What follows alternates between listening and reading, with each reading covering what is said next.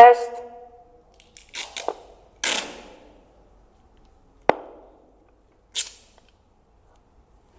Testing.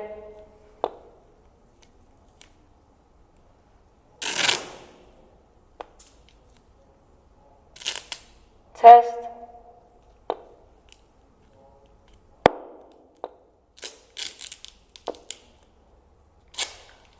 1, 2.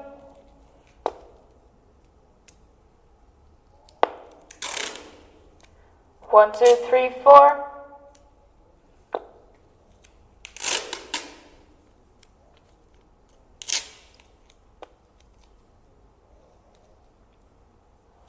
Test.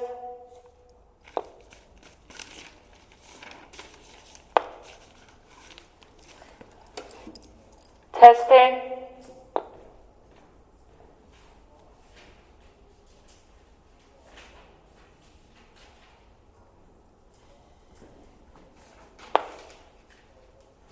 Test.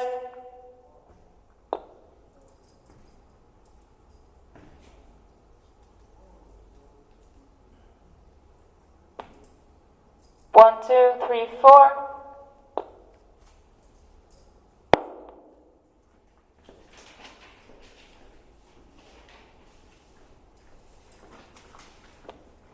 Hey. Hey. Testing. 1, 2, 3, 4.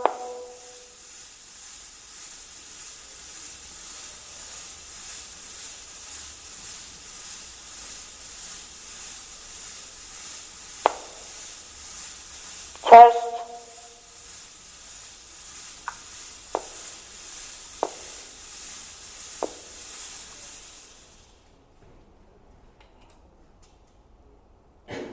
Three, two, one.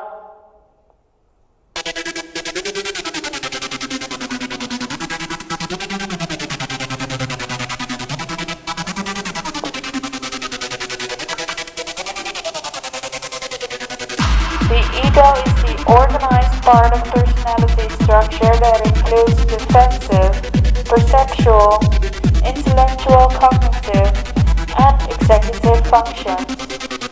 Conscious awareness resides in the ego, although not all of the operations of the ego are conscious.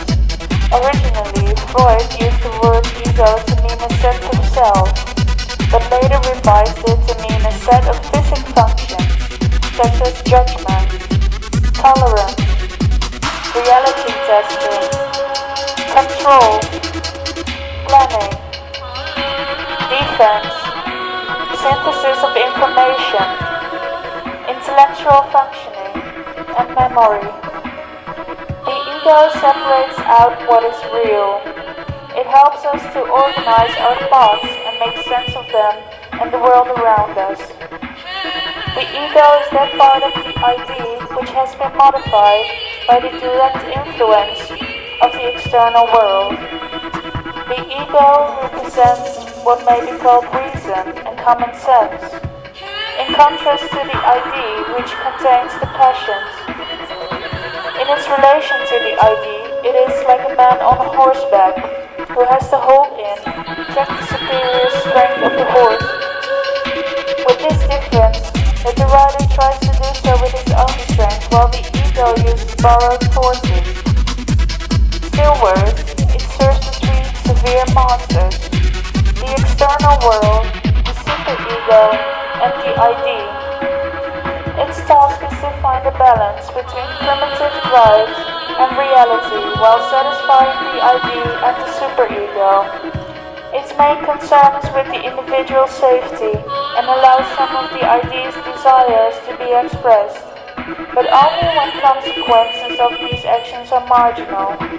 Thus, the ego, driven by the ID, confined by the superego, repulsed by reality, struggles, bringing about harmony among the forces and influences working in and upon it, and gradually brings out an anxiety, realistic anxiety regarding the external world, moral anxiety, regarding the superego, and neurotic anxiety regarding the strength of the passions in the ID.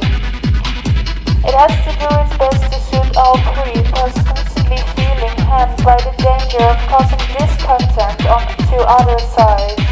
It is said, however, that the ego seems to be more loyal to the idea, preferring to gloss over the finer details and minimize conflict. Superego, punches, guilt, anxiety, and inferiority. Defense mechanism. Ego, defense mechanism. Behavior conflicts. Society's morals, norms, taboos. Individuals.